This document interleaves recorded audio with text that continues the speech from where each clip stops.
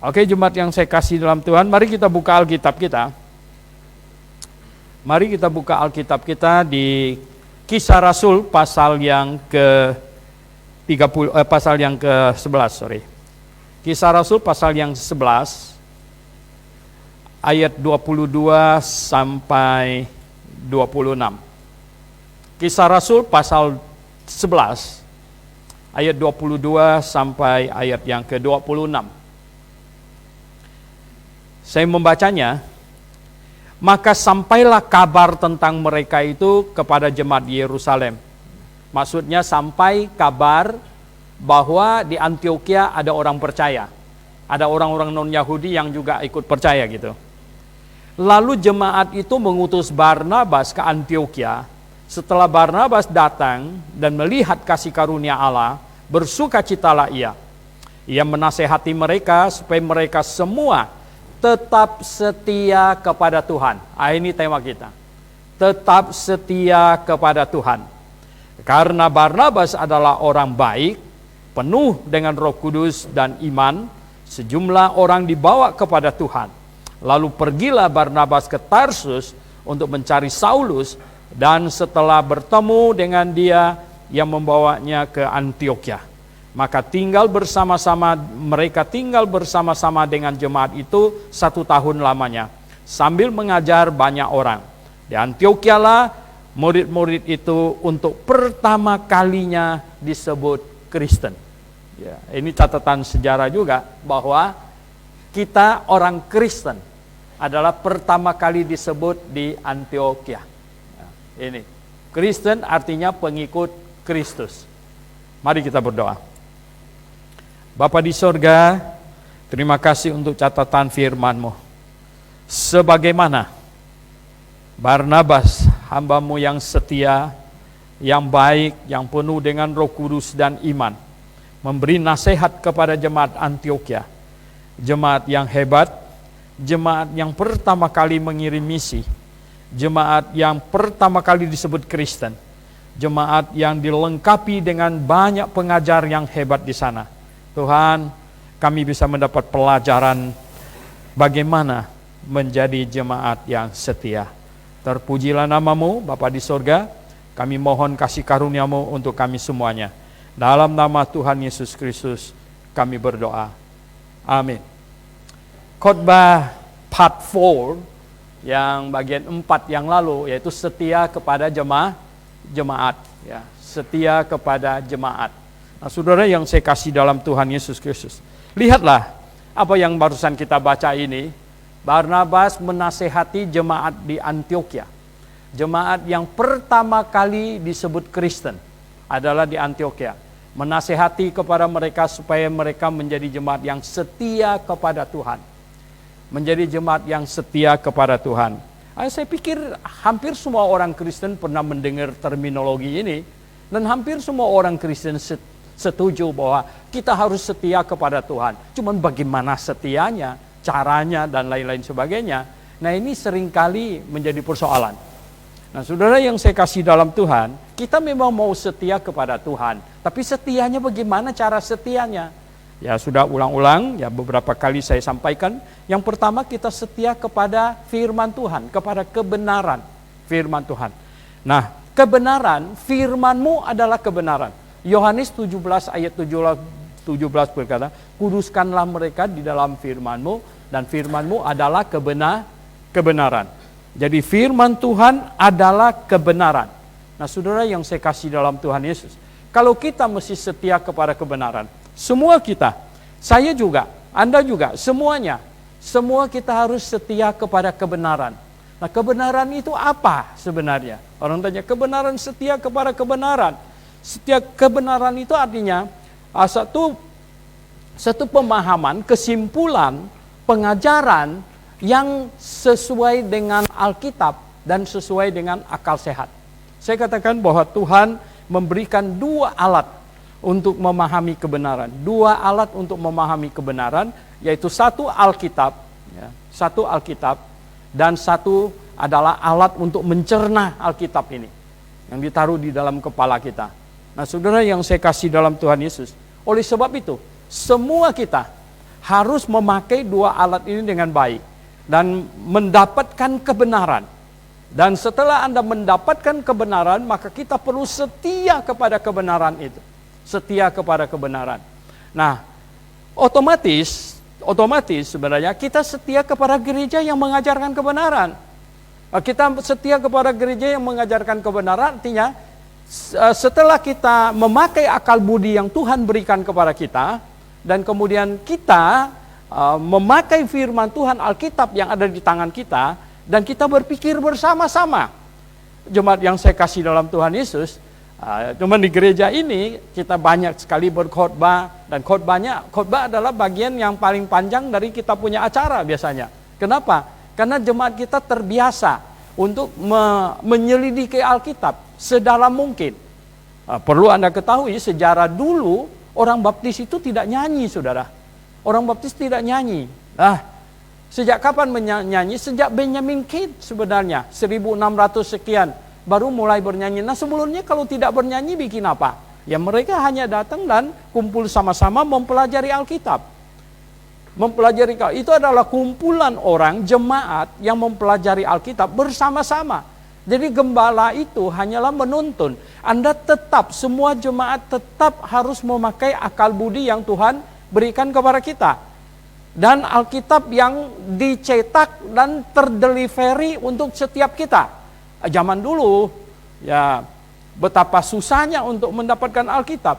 Kalau Anda nonton film yang sering kita putar untuk blog kelas itu tentang Michael Settler itu, ya satu ayat saja menyebabkan banyak orang dibakar hidup-hidup.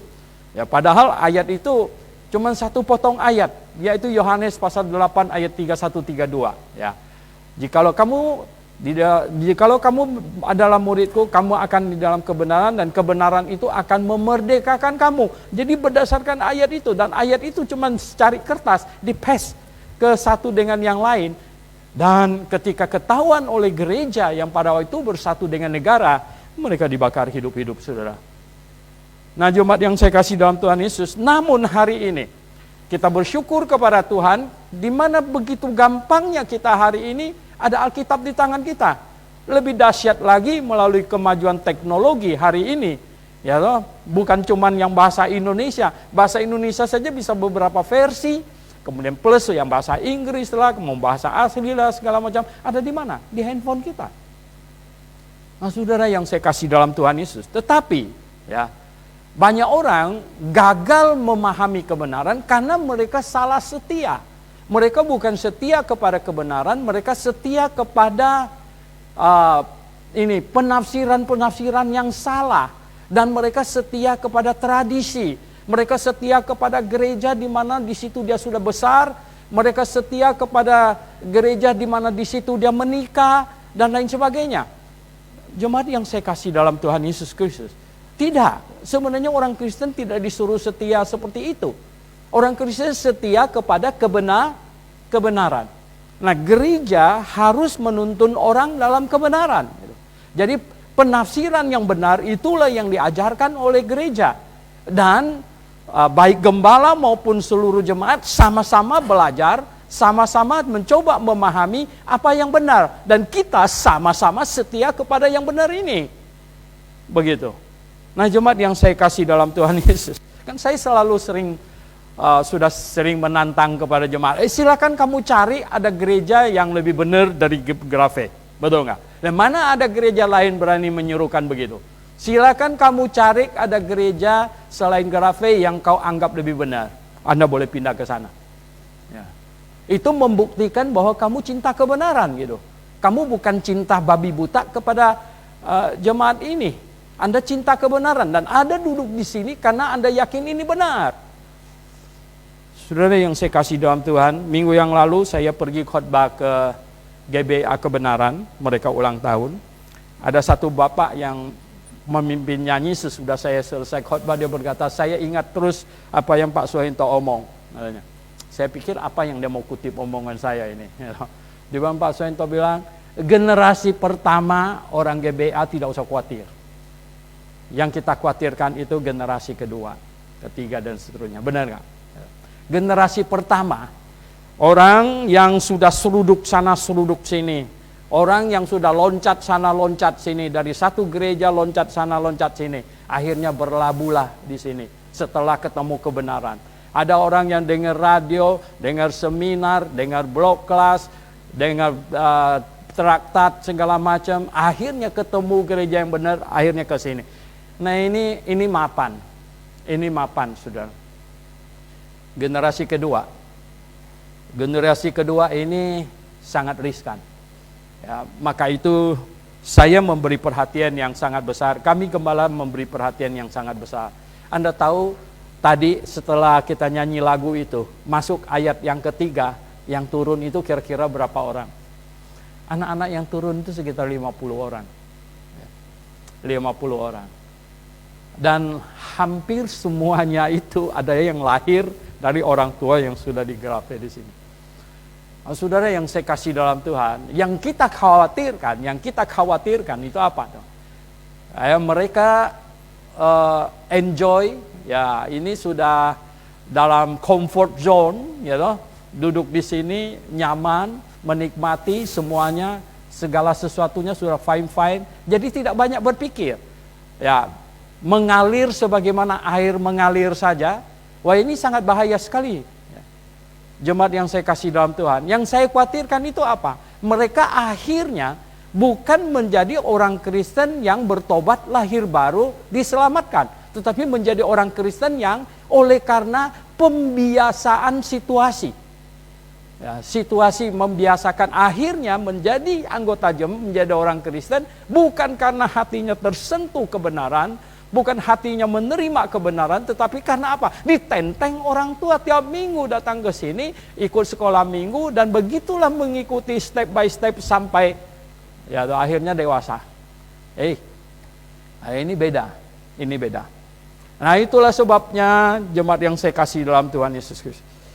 Ketika saya di Amerika, saya melihat gereja di mana saya ada di situ. Di akhir kebaktian ada panggilan. Tetapi mereka memanggil orang yang mau diselamatkan, kemudian mereka tuntun dia ke satu ruangan untuk diselamatkan. Dan saya akhirnya kembali ke Indonesia bahwa ini harus dilakukan. Ya, tidak banyak gereja melakukan hal ini. Oleh sebab itu kita di akhir kebaktian, hampir setiap akhir kebaktian kita menyuruhkan, kita panggil, ya, kita panggil ya barang siapa yang mau maju ke depan untuk membuat pengakuan iman. Barang siapa mau maju ke depan untuk menyatakan dirinya, memberi diri dibaptis, untuk bergabung menjadi jemaat. Nah, ini sangat penting. Momen ini sangat penting, saudara. Momen ini sangat penting. Jadi setiap kali lagu terakhir kita itu kita nyanyikan terakhir kali itu, saudara yang saya kasih dalam, kita harap itu akan menggebu-gebu, itu akan memukul orang-orang yang hadir di sini. Semuanya, terutama mereka yang belum maju gitu, yang belum memberi diri dibaptis, bahwa lagu ini untuk kamu gitu. Lagu ini untuk kamu. Mereka yang belum membuat pengakuan iman, lagu ini untuk kamu. Nah, jemaat yang saya kasih dalam Tuhan Yesus, setia kepada Tuhan. Setia kepada Tuhan melalui setia kepada kebenaran firman-Nya. Bukan firman yang kertas ini, tapi firman isinya, perkataannya. Dan perkataan yang bagaimana? Karena ini memang perlu ditafsirkan. Jemaat yang saya kasih dalam Tuhan, saya baru ribut-ribut dengan orang grup di Malaysia. Dia setiap kali saya menjelaskan sesuatu, dia bilang saya tidak mau penafsiran, saya mau cuman kata-kata Alkitab. Lah, kalau cuman kata-kata Alkitab kamu baca saja sendiri gitu loh. Memang tidak mungkin tidak menafsirkannya. Tiap Alkitab dikutip harus ditafsirkan. Apalagi saudara yang saya kasih dalam Tuhan, semua mahasiswa yang belajar sistematika teologi tahu bahwa kebenaran di dalam Alkitab itu, kebenarannya itu, ayat-ayatnya itu terpencar. Ya, baru tadi waktu kelas sekolah minggu Pak Afed bertanya tentang bahwa di perjanjian lama juru selamat tidak begitu jelas. Ya, Yesus juru selamat tidak begitu jelas. Di perjanjian baru begitu jelas.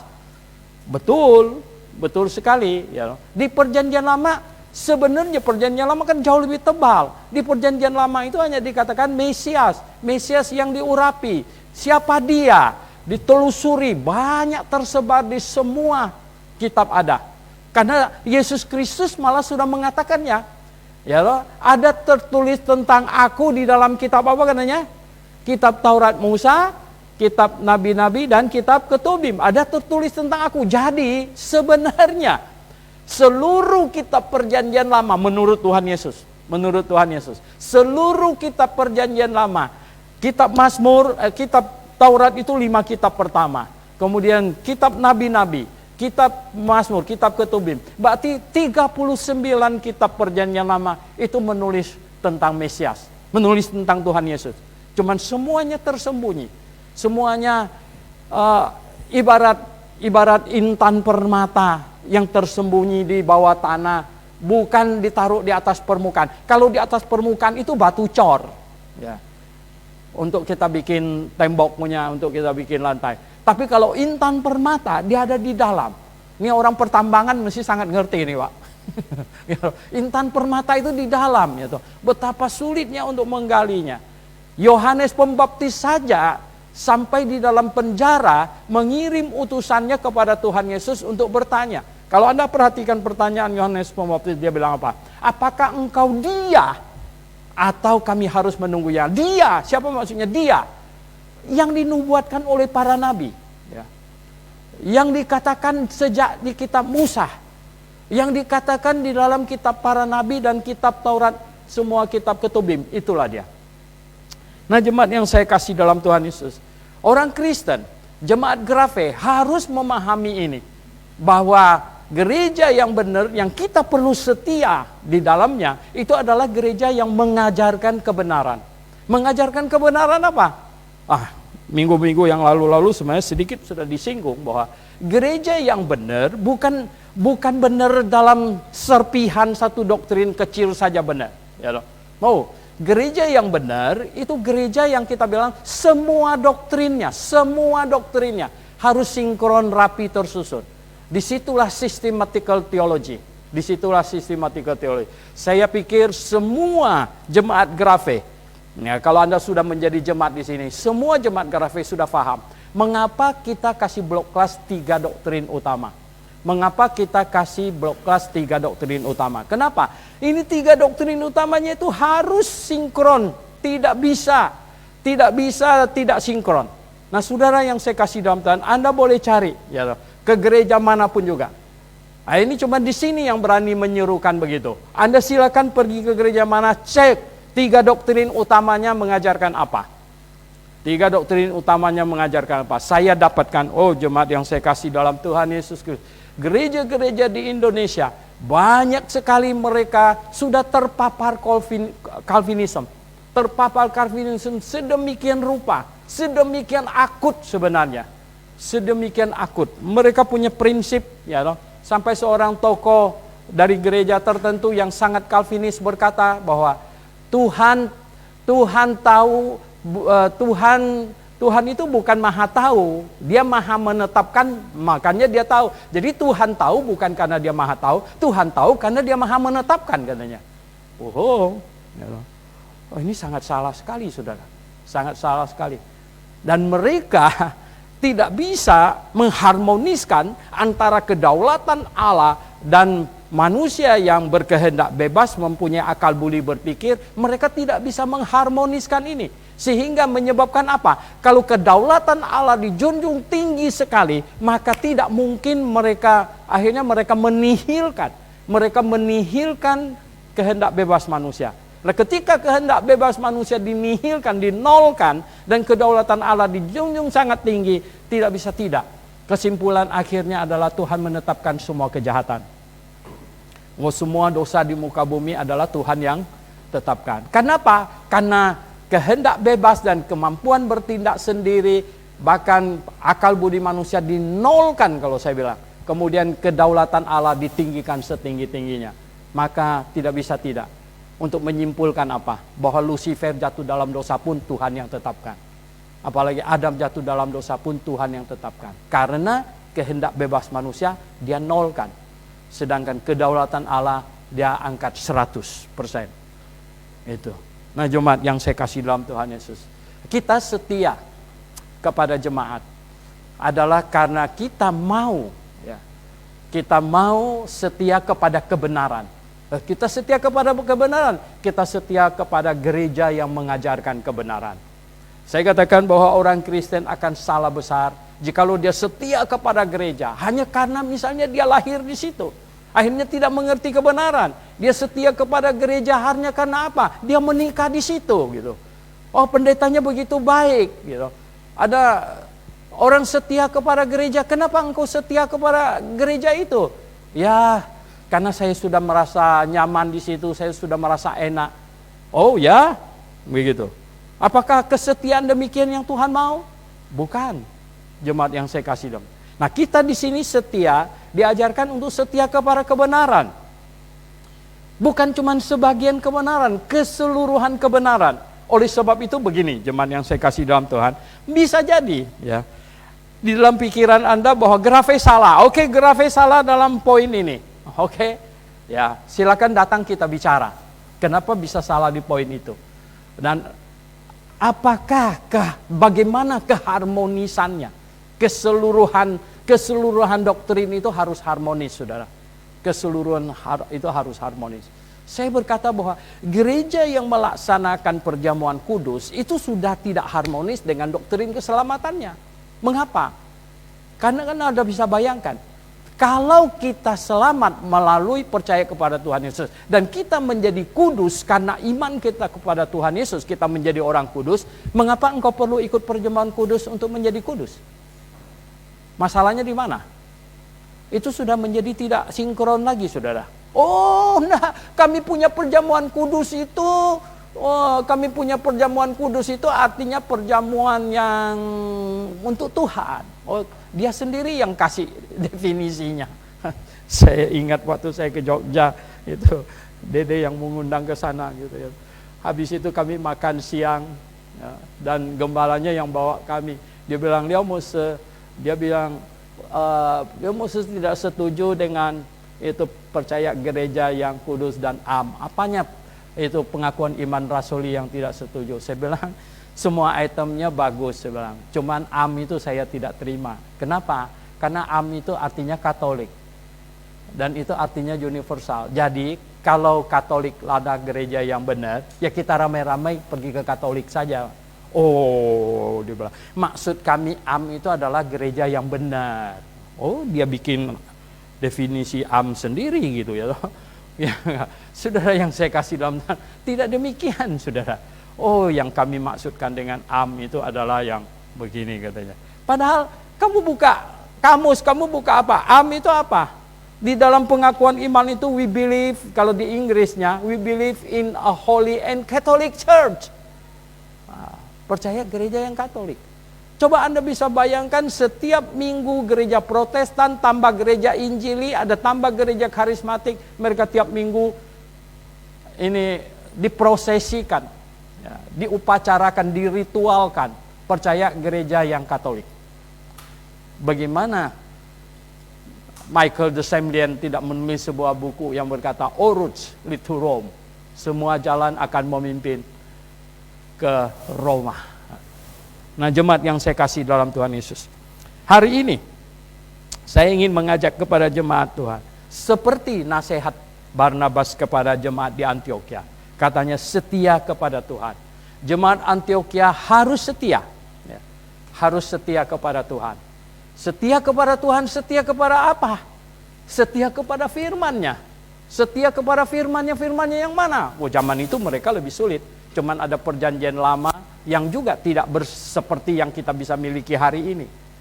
Perjanjian baru belum ditulis, malah pada waktu di zaman Antioquia di situ belum ditulis. Setia kepada kebenaran firman Tuhan. Ya, kebenaran perjanjian lama yang ada, yang semuanya menuju kepada Yesus Kristus. Seperti Tuhan Yesus bilang, kitab Taurat, kitab Nabi, dan kitab Ketubim menulis tentang aku. Semuanya akan menuju ke situ. Dan semuanya harus ditafsirkan secara sinkron.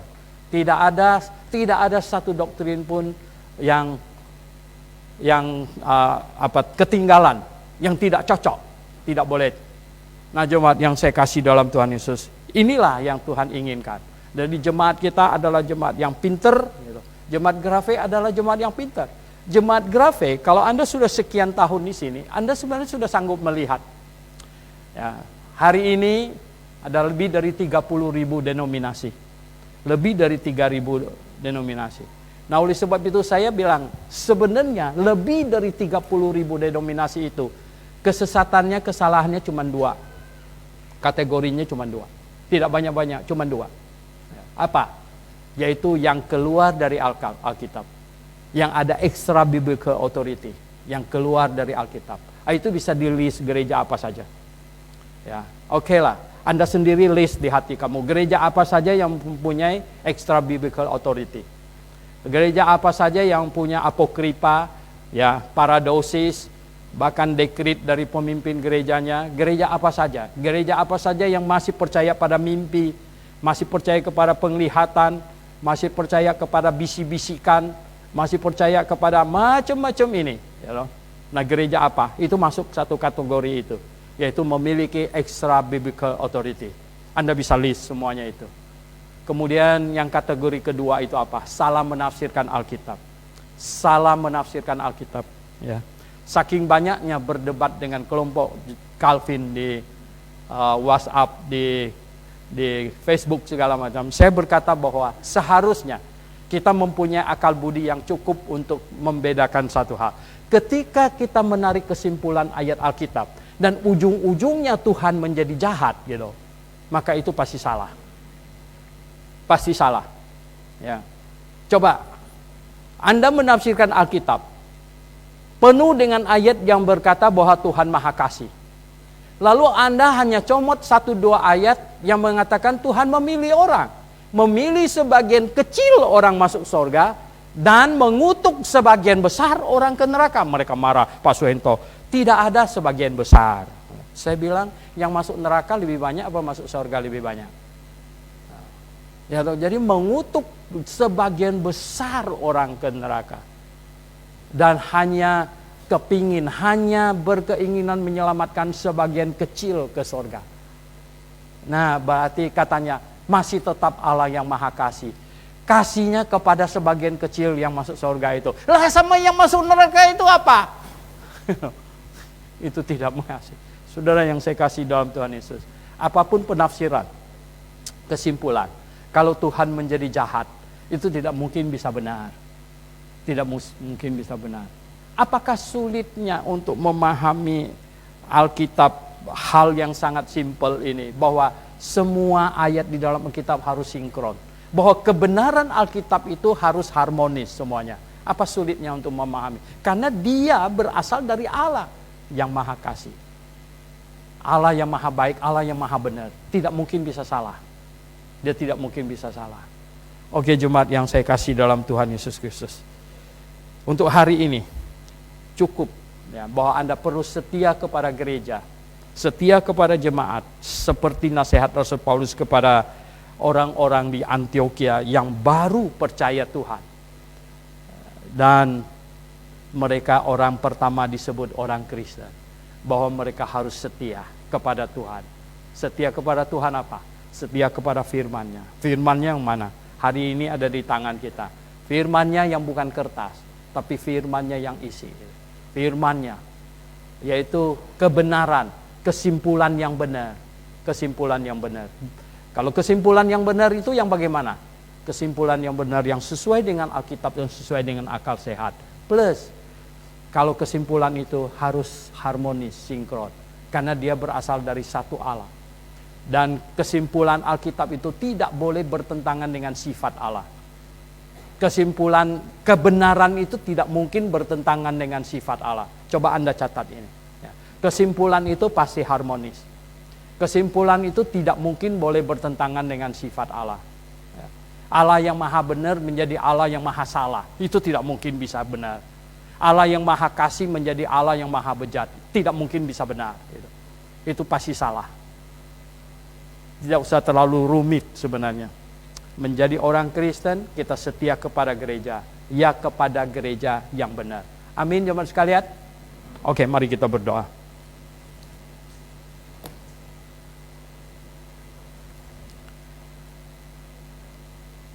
Bapa di sorga, terima kasih kami mempunyai gereja di sini, jemaat.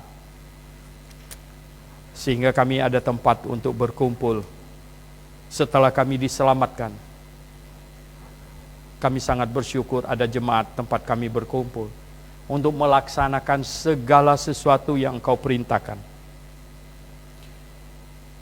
untuk menjalankan kehidupan kami sesuai dengan firman-Mu. Terima kasih Tuhan atas kasih-Mu yang begitu besar. Pimpinlah kami, pimpinlah jemaat ini Tuhan, supaya jemaat ini berjalan, berlangsung setelah 27 tahun Engkau pimpin. Jemaat ini makin cemerlang Tuhan. Jemaat ini melakukan pekerjaan-Mu dengan baik Tuhan. Kami pergi ke sana kemari ke berbagai tempat untuk menyiarkan kebenaran. Seminar, blog kelas. Dan kami mendidik. Kami mempersiapkan. Kami mengkader pemimpin-pemimpin. Kami membangun jemaat-jemaat di berbagai daerah. Tuhan, terima kasih.